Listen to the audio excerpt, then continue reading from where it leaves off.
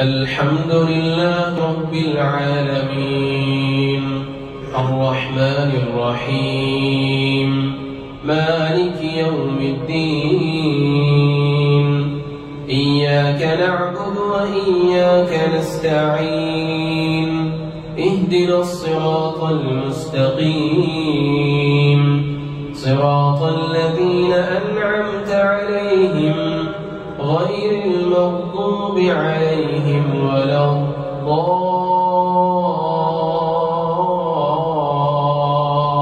الضالين آمين. لا أقسم بيوم القيامة ولا أقسم بالنفس اللوامة أيحسب الإنسان أن لن نجمع عظامه بلى قادرين على أن نسوي بنانه بل يريد الإنسان ليفجر أمامه يسأل أيان يوم القيامة فإذا برق البصر وخسف القمر وجمع الشمس والقمر يقول الإنسان يومئذ أين المفر كلا لا وزر إلى ربك يومئذ المستقر ينبأ الإنسان يومئذ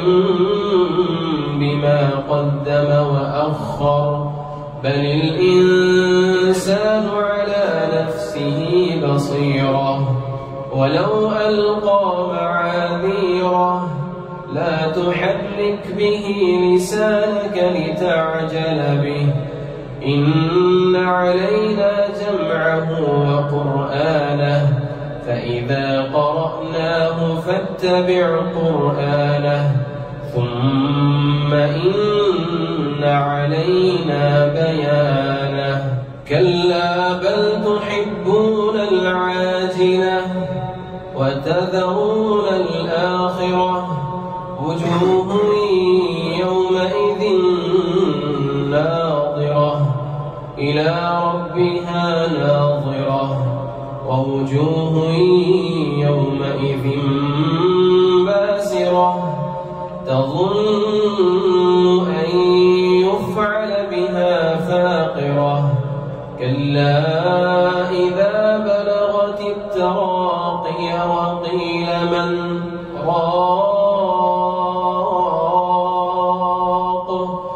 وظن أنه الفراق والتفت الساق بالساق إلى ربك يومئذ المساق فلا صدق ولا صلى ولكن كذب وتولى ثم ذهب إلى أهله يتمطى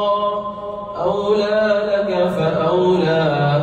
ثم أولى لك فأولى أيحسب الإنسان أن يترك سدى ألم يك نطفة